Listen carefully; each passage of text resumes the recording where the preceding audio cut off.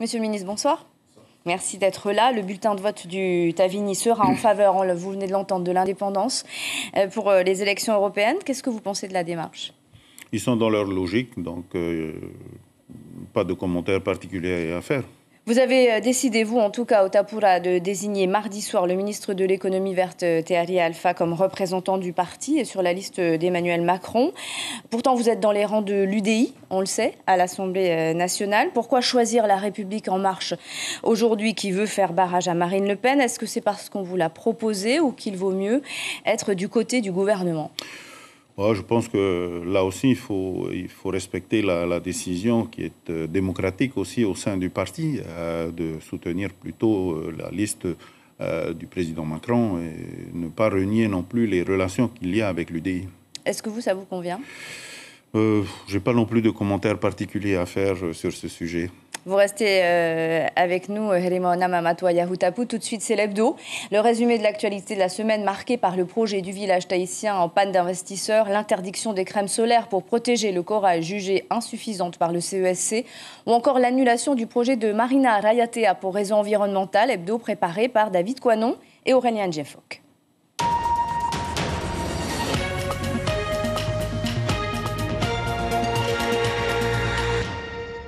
Jusqu'au 2 avril, rien ou peu de choses devraient filtrer. Ce jour-là, un nouveau comité de pilotage avec sûrement à la clé des informations sur les raisons du délai supplémentaire accordé à l'investisseur néo-zélandais. Éléments factuels actuellement absents, problèmes structurels frappant d'insécurité l'engagement. Toutes les hypothèses restent posées, entraînant une spéculation sur l'avenir. Mais selon le gouvernement, le projet continue. Le CESC a émis un avis favorable à la proposition de loi de pays visant à interdire les crèmes solaires nocives pour les coraux. 39 voix pour. Toutefois, l'institution estime la mesure insuffisante pour préserver les récifs. Elle recommande aux autorités de compléter la réglementation par des actions fortes, notamment en matière de recyclage de plastique ou encore en appliquant des sanctions pour les remblais sauvages sur le littoral et les extractions de soupe de corail. La fable des abeilles, c'est l'incroyable fertilité d'une nature potentiellement généreuse. Problème, elle est cernée de dangers, notamment en période de dengue, de Zika, les jours de traitement. Mais le monde apicole et le pays ont mis en place un protocole d'alerte pour prévenir l'apiculteur afin de précaution. Si vous êtes dans la zone de traitement, la bonne solution, le bon geste à avoir, c'est de déplacer les ruches, la veille. Le Hori Tahiti l'est déjà, le Horero deviendra à son tour une option facultative au bac à partir de juin 2020. Les 5 heures de langue polynésienne dans le premier degré font également partie d'un programme visant à augmenter la pratique quotidienne de ces langues. Elle est effectivement enseignée, mais ce que nous avons pu remarquer, c'est qu'en dehors de l'école, elle est moins parlée. Et c'est ce que je demande aux enfants de continuer à parler nos langues en dehors de l'école. Les travaux estimés à près d'1 milliard de francs pacifiques sont suspendus depuis le mois de décembre, alors que le Conseil des ministres avait acté en août dernier la construction de cette marina de Tevaitoa d'utilité publique. Celle-ci est donc annulée pour cause d'une étude d'impact complémentaire demandée par l'association à Paruru et à Tevaitoa avait en effet mis en évidence la nocivité du projet sur l'écosystème et notamment la mise en danger de coraux et d'une variété de moules géantes protégées.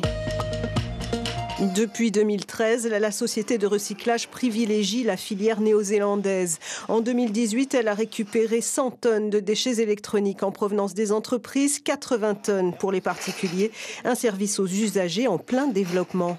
Depuis 1 an, nous travaillons avec tous les services techniques des communes qui adhèrent à FENOAMA, donc les 12 communes de Tahiti et de Moorea, où on leur demande, quand ils identifient une télé ou un ordinateur dans les déchets qu'on appelle encombrants, de les mettre de côté.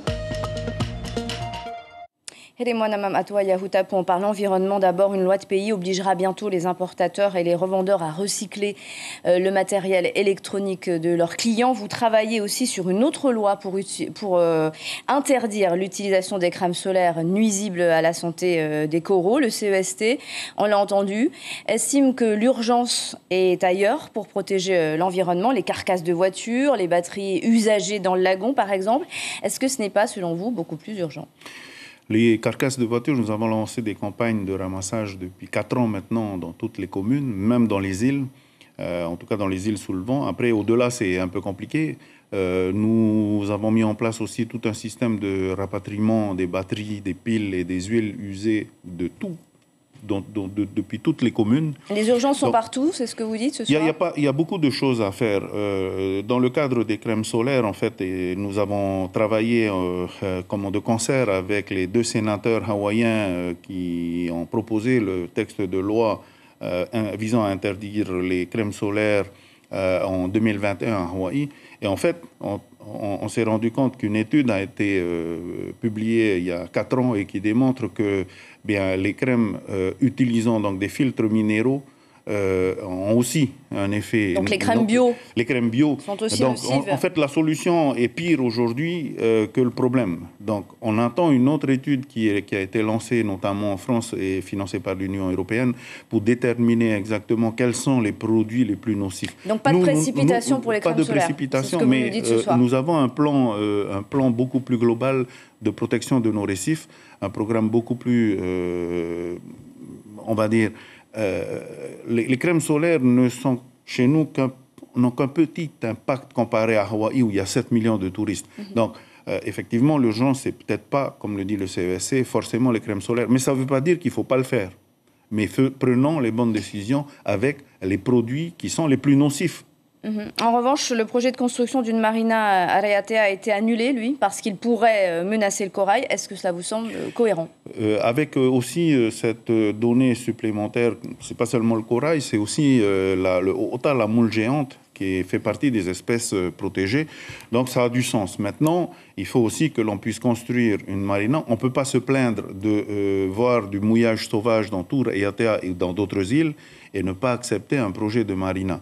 Maintenant, il faut trouver un consensus. Le gouvernement a annoncé l'interdiction totale des sacs plastiques pour septembre 2019. On y est presque. Et vous, vous en êtes où? Le texte de loi est prêt. Nous avons encore rencontré cette semaine les fabricants. Nous sommes aussi déjà en contact avec les fabricants de couverts en plastique parce qu'on souhaite aller plus loin. Donc, c'est qu'une première étape, les sacs plastiques. L'interdiction des sacs plastiques. L'interdiction des sacs plastiques. On souhaite aller plus loin, mais on veut que les choses se fassent dans la concertation pour ne pas arriver comme dans d'autres pays où des annonces ont été faites et la mise en application, par contre, est difficile. Et puis surtout, ça nous permet de promouvoir nos sacs traditionnels, nos paniers traditionnels. Les opérations que l'on a lancées avec été, que vous avez d'ailleurs bien relayé, merci, au niveau de Polynésie Première, à titre personnel, vous avez tous fait des photos avec votre été. Ça fait partie de cette réflexion globale sur les sacs plastiques. Pour le remplacement des sacs plastiques. Puisque oui, parce qu'il faut aussi développer nos activités à nous. C'est bien de dire, on fait plus de sacs plastiques, mais quelles sont les solutions de rechange? Nous en avons une aussi, ce sont nos paniers traditionnels. Puisque l'on parle protection de l'environnement, une grosse affaire de pollution a éclaté, vous le savez bien, au mois de janvier, avec plus de 80 bonbonnes de chlorure de méthyle et beaucoup d'autres produits toxiques qui ont été coulés en même temps que le navire Kuraura au large de Papeete. 3 responsables de l'administration du pays ont été placés en garde à vue. Le directeur du port a été remercié. À quel niveau placez-vous votre responsabilité dans cette affaire? Alors, dans cette affaire, nous découvrons quand même l'information par la presse. C'est-à-dire qu'à aucun moment, les chefs de service déjà n'ont été informés de ce qui s'est passé. Nous, au niveau du gouvernement, c'est par la presse que nous avons appris quand même ce qui s'est passé. Est-ce que vous comprenez que l'opinion publique dénonce le fait que le plus haut responsable de l'administration ne soit pas inquiété? Mais je pense que le public doit savoir que nous avons quand même déposé plainte. Donc, ça prouve bien qu'il y a des choses qui ne sont pas acceptables dans cette affaire. Il y a des niveaux de responsabilité, certes, mais quand ces niveaux de responsabilité et la hiérarchie n'est pas respectée, il y a effectivement aussi un autre problème.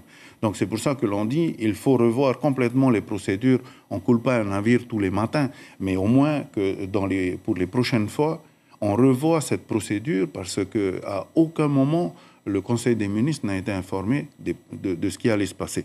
Nos agents de l'environnement ont pris des arrêtés de dépollution, ont constaté cette dépollution, mais entre le moment où l'arrêté est pris et le moment où le navire est coulé, nous n'avons plus accès au navire puisqu'il est en zone sous douane.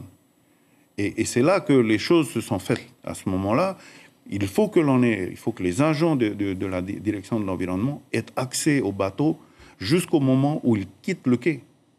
Il y a un problème de dysfonctionnement, en tout cas, qu'il va falloir éclaircir, il y a eu clairement dont vous avez conscience.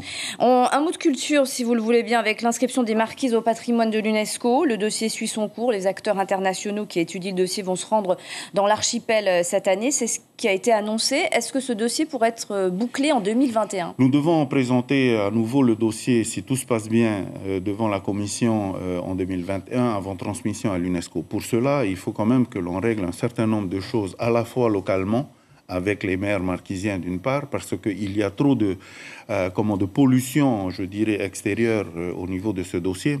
Donc il faut que l'on se mette d'accord pour une bonne fois pour toutes sur ce que l'on veut faire. Et puis il y a aussi une autre double difficulté, c'est que c'est un dossier très complexe. Il est à la fois nature et culture. Donc la procédure, personne ne la maîtrise aujourd'hui à notre niveau. Et même les experts... C'est une double procédure. C'est une double procédure. Ensuite, pour ajouter à la difficulté, c'est un bien en série. C'est-à-dire qu'il y a 9 sites. Donc on a vraiment là... on s'est donné les moyens de monter un dossier hyper complexe. Et j'espère qu'en 2 ans, on arrivera à terminer ce dossier. Un dernier mot, Monsieur le Ministre, rapidement, si vous le voulez bien, sur la disparition de France Ô, la chaîne des Outre-mer prévue pour septembre 2020. Vous avez déclaré dans une interview dans le journal Le Monde que cela mettrait encore plus la région dans l'ombre. Est-ce que vous regrettez ce manque de visibilité ? Je regrette effectivement ce manque de visibilité. La décision a été prise, c'est une décision politique. Aujourd'hui, la question est de savoir comment on fait exister l'outre-mer au niveau des chaînes de France Télévisions qui vont rester, parce qu'elles ont encore plus d'audience que France Ô. Donc il faut se battre aujourd'hui pour que nous puissions avoir des programmes qui soient diffusés sur France 2, sur toutes les autres chaînes qui vont rester. Mais la deuxième chose, c'est aussi de dire l'outre-mer, c'est pas que les Antilles, c'est aussi le Pacifique. Donc aujourd'hui, il ne faut pas se tromper d'objectif, c'est de dire, continuons à convaincre au niveau de France Télévisions que l'outre-mer, ce n'est pas une charge, mais une richesse. C'est ce que j'ai dit aussi aux journalistes du Monde. Donc ça, il va falloir que l'on se batte aujourd'hui pour que tous les programmes que l'on produit ici puissent être diffusés sur France 2. Et là, on aura peut-être gagné au change parce que l'audience n'est pas la même. Merci beaucoup d'avoir accepté notre invitation ce soir. L'information en continu sur Polynésie la première, Internet et réseaux sociaux.